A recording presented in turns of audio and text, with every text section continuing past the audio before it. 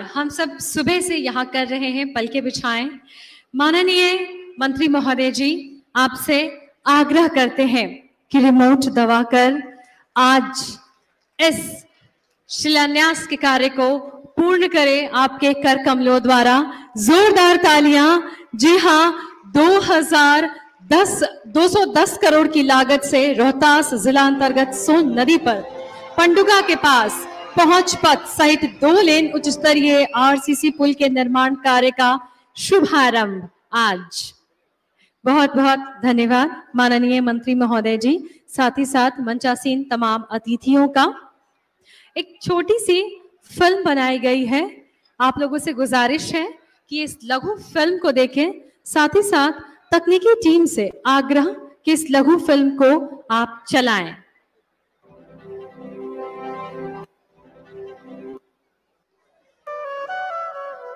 प्राचीनतम सभ्यता, शिक्षा, धार्मिक स्थलों के साथ गंगा और सोन सहित कई जीवनदायिनी नदियों के प्रदेश बिहार को और समृद्ध और विकसित बनाने के लिए माननीय प्रधानमंत्री श्री नरेंद्र मोदी जी के नेतृत्व में केंद्रीय सड़क परिवहन एवं राजमार्ग मंत्री श्री नितिन गडकरी जी ने संकल्प लिया और बिहार को कई महत्वपूर्ण परियोजनाओं का उपहार दिया। 2014 से पहले बिहार में पुलों की संख्या बहुत कम थी, जिसके कारण लोगों को एक स्थान से दूसरे स्थान जाने के लिए लंबा समय लगता था। नदियों के प्रदेश में पुलों का महत्व समझते हुए और आवागमन को सुगम बनाने के लिए पिछले 8 सालों में 22 से अधिक पुलों के निर्माण की मंजूरी दी गई।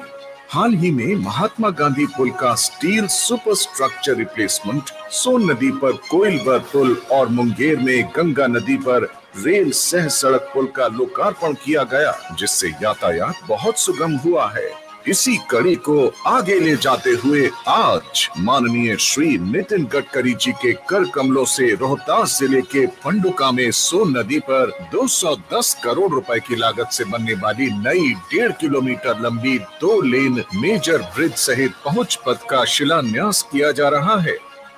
वर्तमान में इस क्षेत्र के लोगों को झारखंड जाने में लगभग 200 किलोमीटर की दूरी तय करनी पड़ती है। इस पुल के निर्माण से दूरी घटकर 63 किलोमीटर रह जाएगी, जिससे उनका जीवन आसान होगा। इस पुल पर सभी तरह के भारी और हल्के वाहन सुगमता से चल सकेंगे, जिससे समय की बचत होगी, दुर्घटनाओं में कमी आएगी, ट्रैफिक जैम से मुक्ति मिलेगी। बिहार, झारखंड, छत्तीसगढ़ एवं उत्तर प्रदेश के बीच कनेक्टिविटी बेहतर होने से स्थानीय लोगों को दूसरे राज्यों का बाजार उपलब्ध होगा, जिससे व्यापार में वृद्धि होगी, कृषि आधारित उद्योग को बढ़ावा मिलेगा और रोजगार के अवसर बढ़ेंगे। ये पुल बिहार के विकास की एक नई पहचान बनेगी, जिससे प्रदेश में विकास की रफ्तार को नए आयाम मिलेंगे।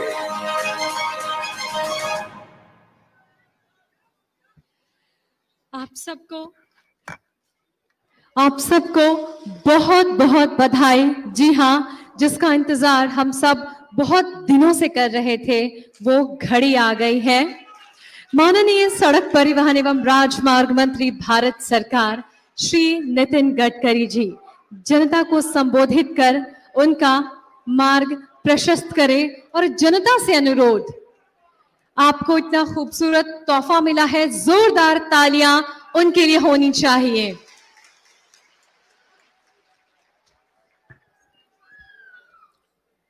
बिहार के उप मुख्यमंत्री माननीय तेजस्वी यादव जी, पार्लियामेंट में मेरे सहयोगी संजय जायसवाल जी, मुरारी प्रसाद जी, अशोक चौधरी जी, इस क्षेत्र के सांसद छेडी पासवान जी, झारखंड से ही लगे हुए पार्लियामेंट में मेरे सहयोगी सांसद विष्णु दयाल जी, मोहम्मद जामा खान जी, श्रीमती अनीता देवी जी, भानु प्रताप जी, श्रीमती निवेदिता जी, श्री गोपाल नारायण जी सिंह जी, श्री अजय यादव जी, मंच पर उपस्थित सभी विधायकगण, प्रतिष्ठित अतिथिगण और उपस्थित भाई और बहनों, वैसे ये पुल के उद्घाटन के लिए आते समय मुझे याद आ रही है कि पिछले 2 साल में मैंने कोई भी भूमि पूजन कार्यक्रम में 1000 करोड़ के नीचे कार्यक्रम में मैं गया नहीं। पर आज इस पुल में आते हुए मुझे आनंद इस बात का हो रहा है कि ये ब्रिज की बहुत बड़ा इतिहास है। ये ब्रिज करने के लिए बिहार के पैकेज में हमने कोशिश की थी, कुछ अड़चने आ गई। यहाँ फॉरेस्ट के कारण कुछ अड़चने थी, अभी भी है, और इसलिए स्वाभाविक रूप से ये पिछड़े हुए क्षेत्र में इस ब्रिज का महत्व भी बहुत ज्यादा है। ये झारखंड, उत्तर प्रदेश, बिहार और छत्तीसगढ़ तीनों राज्यों को जोड़ने वाला है और पंडुका और झारखंड के गढ़वा जिले के श्रीनगर तक दूरी तय करने के लिए 1 से 50 किलोमीटर का यहाँ चक्कर काटना पड़ता है। ये समस्या जो थी ये हल करने के लिए ये पुल अब मंजूर हो रहा है और वाहन वालों को पंडुका से भाया NH 119 होकर डेहरी पुल से गढ़वा झारखंड आना जाना पड़ता है। पर पंडुका से गढ़वा तक जाने के लिए 150 किलोमीटर की दूरी तय करनी पड़ती है और इस पुल के बनने से 4 घंटे का समय भी बचेगा और ईंधन भी बचेगा। मुझे और खुशी है कि विशेष रूप से बिहार का जो खोआ है वो इस बार काफी ट्रांसपोर्ट में सुविधा होगी, जो झारखंड के बाजार तक भी जाएगा और इसके विकास का भी बहुत फायदा होगा।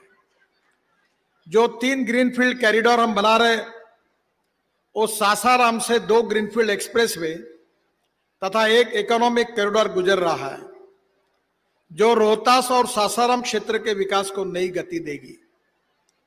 इस ब्रिज के निर्माण में विशेष रूप से मुझे इस बात की खुशी है कि छेदी पासवान जी को मैं विशेष रूप से धन्यवाद दूंगा कि उन्होंने एक दिन, वो मेरे यहाँ जब इस पुल का काम मंजूर नहीं हो रहा था, वो बोले मैं बैठ ही जाता हूं, मैं उठता ही नहीं हूं,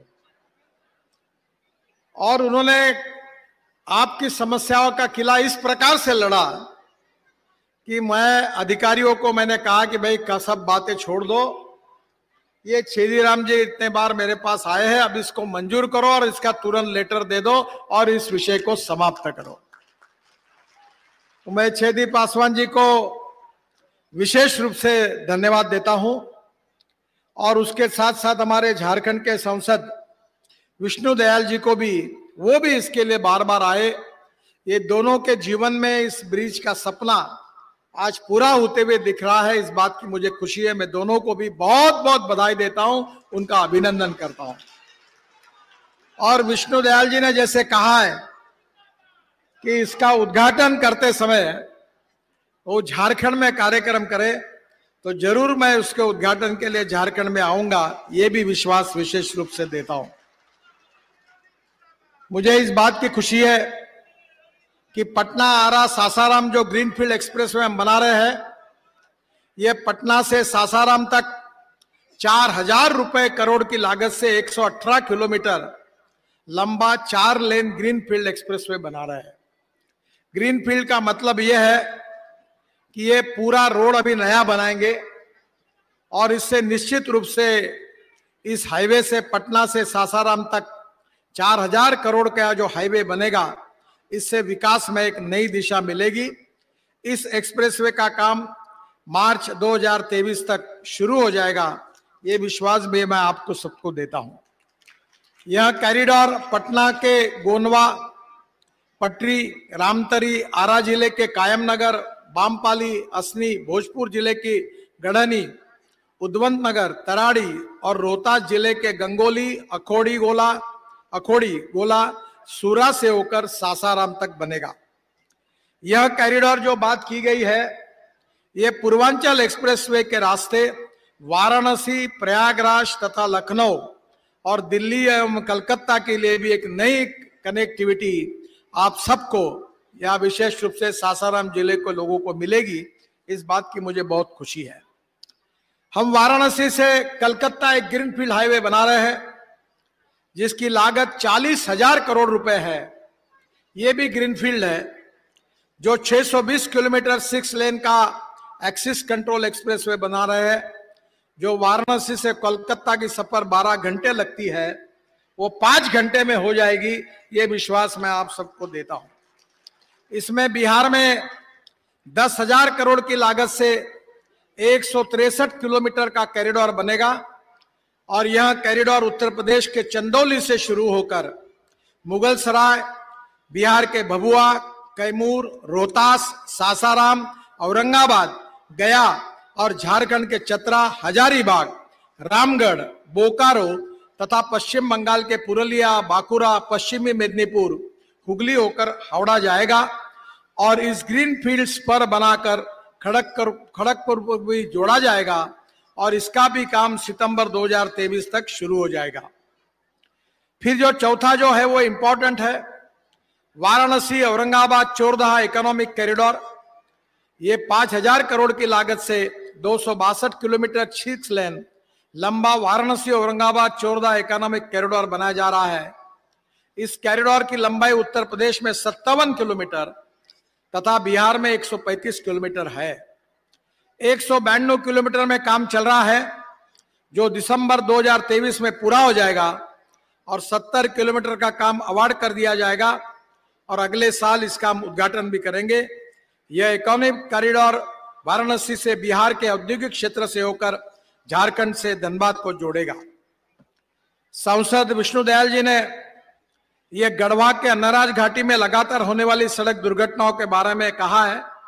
हमने सड़क दुर्घटना रोकने के लिए पहली प्राथमिकता दी है और जिसका उन्हें उल्लेख किया है वो वहां सांकेतिक रोड, साइनेज वगैरह लगा दिए गए हैं, क्षतिग्रस्त गाड़वाल की मरम्मत भी करा दी गई है और स्थायी समाधान के लिए मैं उनसे अनुरोध करूंगा कि दुर्घटना वाले स्थान में सड़क चौड़ीकरण करने के लिए करीब 17 करोड़ का काम मई 2021 में अवार्ड हो गया है, पर आप झारखंड और बिहार में फॉरेस्ट वाले हमको काम ही नहीं करने देते।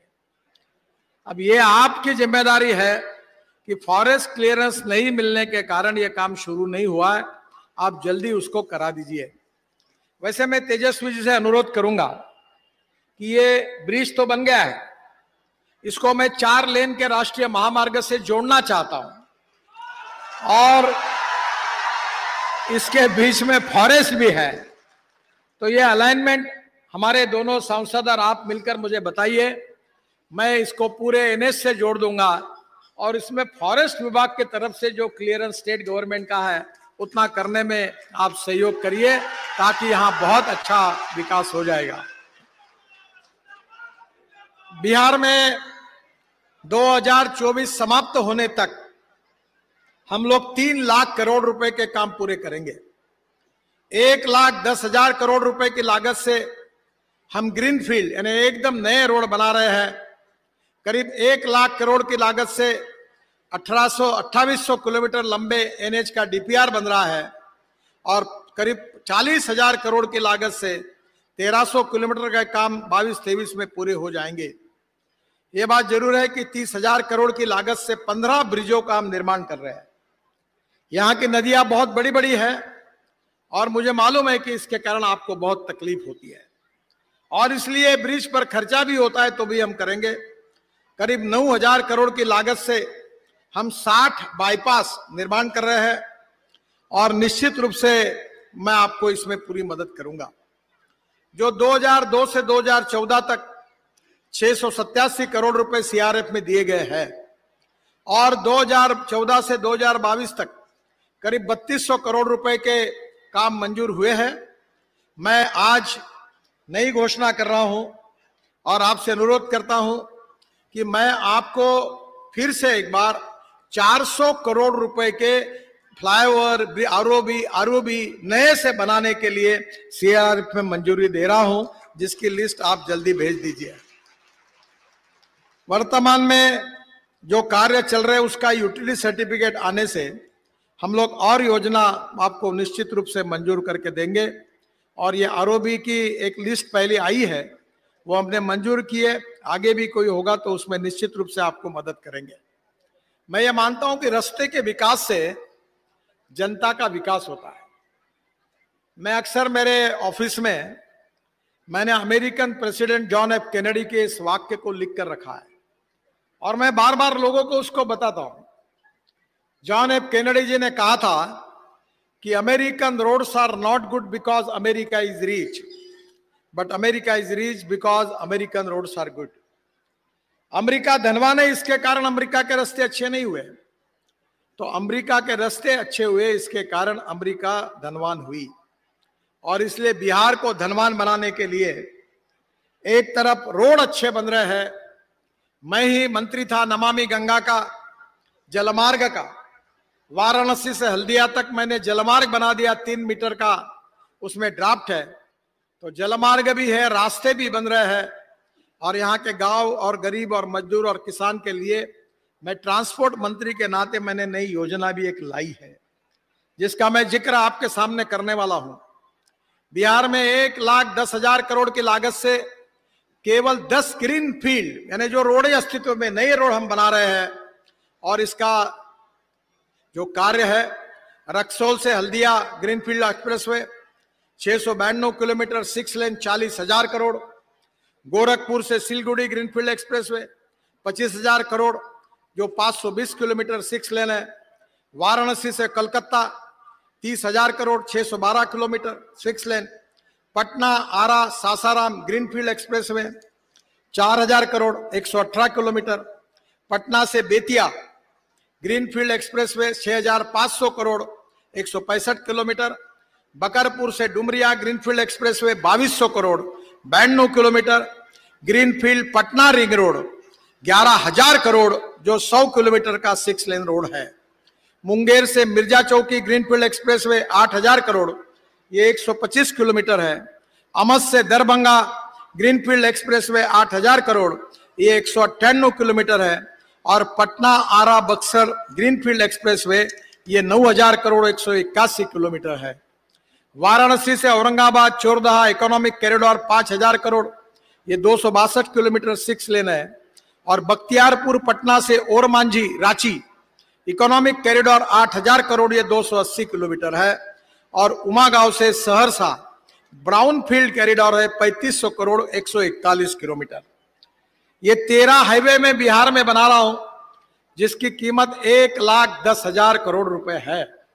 पर आप चिंता मत करिए, मैं भले करोड़ों में बात करता हूं, पर हिंदुस्तान का कोई भी पत्रकार मुझे ये सवाल पूछ नहीं सकता। मैं जो बोलूंगा वो करके दूंगा, और जो करूंगा वही बोलूंगा। तो ये पत्रकार भाई मेरा भाषण रिकॉर्ड कर लेना ठीक से, अगर नहीं हुआ तो ब्रेकिंग न्यूज लगा देना। 2024 समाप्त होने के पहले ये बिहार में सब रोड बन जाएंगे और बिहार का रोड हाईवे नेटवर्क अमेरिका के बराबर होगा, ये वचन मैं आपको देता हूं।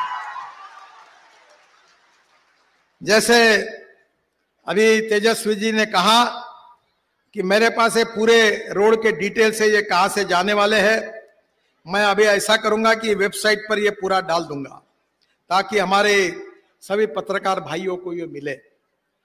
मैं और एक बात आपको कहूंगा विशेष रूप से तेजस्वी जी को, कि बिहार में जलमार्ग बहुत अच्छा है।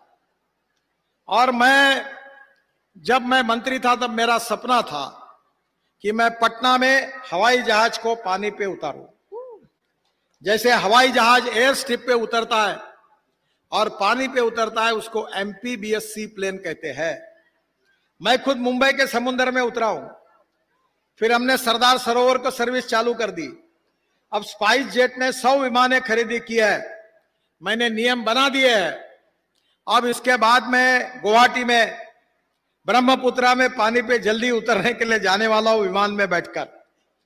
मेरा आपसे अनुरोध है कि ये जो फ्लाइंग MPBS सी प्लेन है, वाटर प्लेन है, इसकी शुरुआत बिहार में करा दो, ताकि अगले बार मैं आऊंगा झारखंड में तो इसी नदी के पानी में उतर जाऊंगा, यही डायरेक्ट पहुंच जाऊंगा।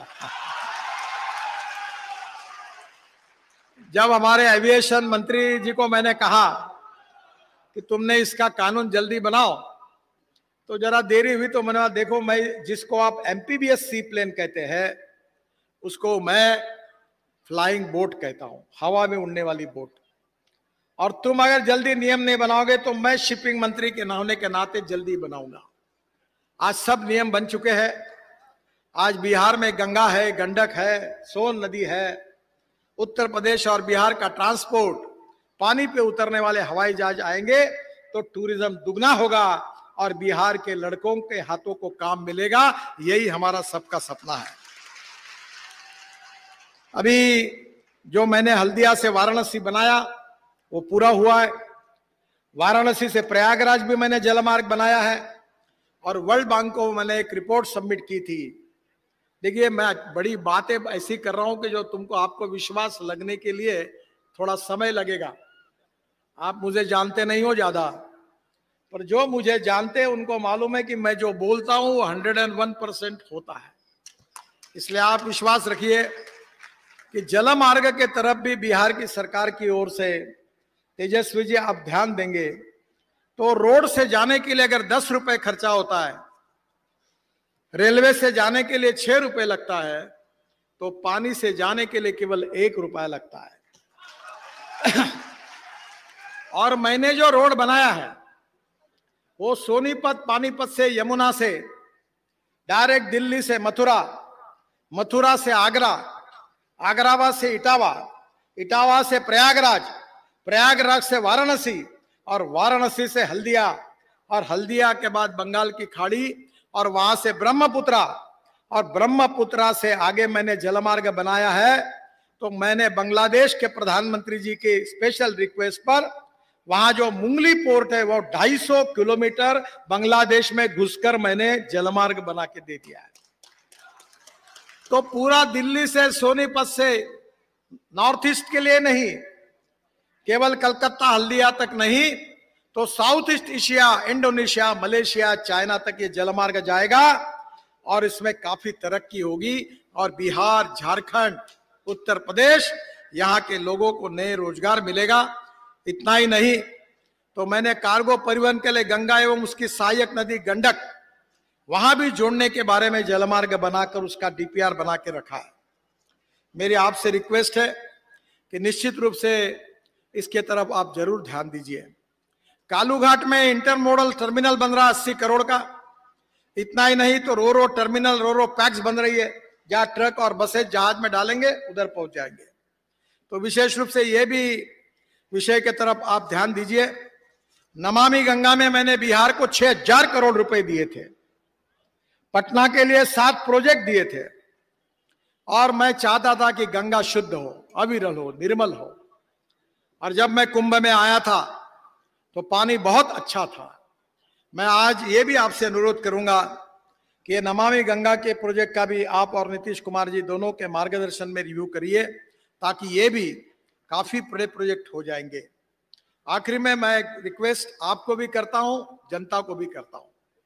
मैं किसान हूं, मैं उद्योगपति नहीं हूं, और मेरे क्षेत्र में मैंने 15,000 युवाओं को रोजगार दिया है। मैं 3 चीनी मिलें चलाता हूं, और आपका जो राइस से जो हस निकलता है उसको क्या कहते हैं आप? हस को भूसी, मुसली, उससे मैं 80 मेगावाट बिजली तैयार करता हूं। तुम्हारे जिले को लगती होंगी उतनी बिजली तैयार करता हूं। और अभी मैंने ये जो परली है, राइस स्ट्रॉ, इससे मैंने बायो सीएनजी बनाया है और देश का पहला मेरा ट्रैक्टर बायो सीएनजी पे चलता है। 1 लाख रुपए की बचत होती है। अब तुम्हारे यहाँ इतनी जमीन है, इतना अच्छा राइस होता है, चावल होता है, हाँ, ये राइस स्ट्रॉ है, तो मेरे पास आइए, फुकट में टेक्नोलॉजी दूंगा। गोविंद नारायण जी, तो आप आ जाइए और आप यहाँ ये पूरा इसमें सीएनजी बनाइए। आपकी ट्रैक्टर, आपकी बसेस, आपकी ट्रक उस पर चलेगी। और सबसे बड़ी बात, जो मेरे जीवन का सपना है, 2004 से मैं काम कर रहा हूं, वो सपना है कि इस देश के जितना पेट्रोल डीजल है उसको देश से निकाल देना है। ये देश का नहीं है। Import substitute, cost effective, pollution free और इंडिजिनियस। हम इथेनॉल बनाने की शुरुआत हमने की। मैं 2004 से बात कर रहा हूं, ये सुनते आए हैं, पर यहां कुछ काम नहीं किया इन्होंने। मैं अभी मेरे यहां हम लोग इथेनॉल पर चलने वाली बजाज कंपनी की स्कूटर, हीरो की स्कूटर, टीवीएस की स्कूटर और मोटरसाइकिल लाई है, इथेनॉल का रेट 60 रुपए लीटर है और पेट्रोल का 120 रुपए लीटर है। इथेनॉल के पंप की परमिशन दे रहे हैं। और जो ब्रोकन राइस है, जिसको कीमत नहीं मिलती, उस राइस से, उस चावल से हम इथेनॉल बना रहे हैं। 150 उद्योग उसके शुरू हुए हैं। तेजस्वी जी, यहां पूरा चावल होती है, चावल से इथेनॉल तैयार होगा तो इनके चावल को अच्छा भाव मिलेगा। अब देश में 450 करोड़ लीटर इथेनॉल केवल तैयार हो रहा है। हमारे देश में केवल पेट्रोल में डालने के लिए 20% के लिए 1000 करोड़ लीटर चाहिए। मैंने अपने घर पर इथेनॉल पर चलने वाली टोयोटा की गाड़ी कैमरी मेरे घर में है। जिसको डाउट है वो मेरे घर पर आओ, इथेनॉल के गाड़ी में घूमो। एयर कंडीशन गाड़ी है टोयोटा की, आपको पता ही नहीं चलेगा कि आप मर्सिडीज गाड़ी में किसमें है। मेरे घर पर पानी से हाइड्रोजन निकालकर हाइड्रोजन पर चलने वाली टोयोटा की गाड़ी है, जिसका नाम है मिराई। मिराई यानी भविष्य। और ये हाइड्रोजन पर चलने वाली गाड़ी इतनी सुंदर है कि तेजस्वी जी, आप अगले बार आओगे तो हाइड्रोजन के गाड़ी में आपको चक्कर लगाऊंगा। और ये मैं क्यों कह रहा हूं कि ये हाइड्रोजन आप तैयार कर सकते हैं, किसान तैयार कर सकते हैं, बिहार के किसान तैयार कर सकते हैं। ये इथेनॉल आप तैयार कर सकते हैं। 16 लाख करोड़ का इंपोर्ट हो रहा, आयात हो रहा है पेट्रोल डीजल की। अगर ये पैसा अगर किसानों के घर में जाएगा, इनके बेटों को रोजगार मिलेगा, तो हमारा किसान केवल अन्नदाता नहीं, ऊर्जादाता बनेगा। और जिसको चाहिए टेक्नोलॉजी, मेरे पास आ जाओ, सब सक्सेसफुल है। भारत सरकार ने स्वीकार किया है। अगर बिहार में आ जाएगा तो बिहार में लाखों करोड़ गांवों में जाएंगे और यहां के किसानों को सही कीमत मिलेगी। अब कौन से मक्के से इथेनॉल बनता है, और ये बिहार में बीच में काफी बड़े प्रमाण पर यह प्रयास हुआ कि पुरानी सरकार में भी कोशिश की। शहनवाज हुसैन मेरे पास बार बार आते थे, काफी प्रोजेक्ट मंजूर हुए। मैं तेजस्वी जी से अनुरोध करूंगा कि यह विषय की तरफ आप ध्यान दीजिए। बिहार इस देश का समृद्ध, संपन्न और शक्तिशाली राज्य बनेगा, यह मेरा विश्वास है। कम से कम 4 लाख 5 लाख करोड़ रुपए गरीबों के घर में जाएंगे। इंपोर्ट खत्म होगा, प्रदूषण समाप्त होगा, किसानों को अच्छी कीमत मिलेगी और गांव के जवान लोगों के हाथों को काम मिलेगा। और हमारा किसान केवल अन्नदाता नहीं, ऊर्जादाता बनेगा। ये धान का कटोरा है, और हमारे देश में चावल को कीमत नहीं। चावल सस्ता है, गेहूं सस्ता है, ब्रेड बिस्किट महंगे हैं, गन्ना सस्ता है, शुगर भी हालत खराब है। हमारे देश में टमाटर सस्ता है, सॉस महंगा है, संतरा सस्ता है, जूस महंगा है। मैं किसान हूं और मेरे यहां अभी 50,000 एकड़ गन्ना है। मैं भी एग्रो विजन का कार्यक्रम करता हूं। 5 लाख किसान आते हैं देश भर के, और मैंने अपने जीवन को किसानों के विकास के लिए अब समर्पित कर दिया है। इस देश में 65% आबादी गांवों में रहती है। गांवों में रहने के लिए अच्छे रोड बनने चाहिए, गांव में अच्छी स्कूल मिलनी चाहिए, गांव में अच्छे अस्पताल खुलने चाहिए, गांव के जवान लड़कों के हाथों को काम मिलना चाहिए, और जो गांव के लड़के मुंबई, दिल्ली, कलकत्ता, चेन्नई, पटना गए, वो फिर से वापस गांव की ओर लौटने चाहिए। यही हमारा सपना है। ये कठिन है पर असंभव नहीं है। मैं मुंबई का रहने वाला हूं। मैं 18 साल महाराष्ट्र के राजनीति में था। आप कभी मुंबई गए हो? वो समुंदर में जो ब्रिज देखा ना आपने, जो समुंदर में बना है, बहुत जहां फोटो लगता है, वो मैंने ही बनाया। वर्ली बांद्रा सीलिंग 55 फ्लाईओवर बनाए, और वही मैंने मुंबई पुणे एक्सप्रेस हाईवे देश का पहला बनाया था। और फिर अटल जी ने मुझे बुलाया था और मुझे कहा था कि इस देश में तुमने बहुत शहर में काम किया, आप गांव के लिए काम करो। तो इस देश के इतिहास में अटल बिहारी वाजपेयी पहले प्रधानमंत्री थे। उन्होंने गांव को जोड़ने वाली योजना बनाने के लिए मुझे आदेश दिया। आज जो सबसे लोकप्रिय योजना है, जो राज्य सरकार और भारत सरकार की चलती है, वो प्रधानमंत्री ग्राम सड़क योजना बनाने का सौभाग्य मुझे मिला। और 6.5 लाख गांवों में से आज 4 लाख गांवों को मजबूत रोड से जोड़ने का काम हुआ है। बहनों और भाइयों, गांव गरीब मजदूर का, किसान का कल्याण होना चाहिए। ये देश से गरीबी, भूखमरी, बेरोजगारी दूर होनी चाहिए। गरीब गरीब होता है, गरीब को जात, पंथ, धर्म और भाषा नहीं होती। और इसलिए मैं विकास के कामों में राजनीति नहीं करता। सरकार किसी का भी हो, कोई भी एमएलए हो, कोई भी एमपी हो, देश हमारा है और इस देश का हर नागरिक हमारा है, चाहे कोई भी पार्टी में हो, किसी को भी वोट दो। मैं विश्वास दिलाऊंगा कि हम सबका साथ, सबका विश्वास और सबका प्रयास। तो मैं तेजस्वी जी से अनुरोध करूंगा कि सब आपके प्रॉब्लम लेकर, एजेंडा लेकर दिल्ली आओ। आप जो जो काम बोलोगे वो पूरे मंजूर करके दूंगा। आरओ भी हो, आरयू भी हो, और बिहार को चमकाओ। बिहार को हिंदुस्तान के प्रगतिशील, समृद्ध, संपन्न राज्य में पहले 5 राज्यों में लेकर जाओ। इसके लिए पूरी ताकत के साथ मैं तो मदद करूंगा ही, पर मोदी जी के नेतृत्व में हमारी सरकार आपकी पूरी मदद करने की कोशिश करेगी। इसी विश्वास के साथ फिर से एक बार छेदी पासवान जी को, रामदयाल जी को, सबको बहुत बहुत बधाई देते हुए यहाँ की जनता को, उत्तर प्रदेश की जनता, झारखंड की जनता, छत्तीसगढ़ की जनता और उसके साथ साथ बिहार की जनता जो मेरे सामने बैठी है, उनको इस ब्रिज के लिए बहुत बहुत बधाई, आपका अभिनंदन, धन्यवाद और नमस्कार। बहुत बहुत आभार आपका माननीय मंत्री महोदय जी। आप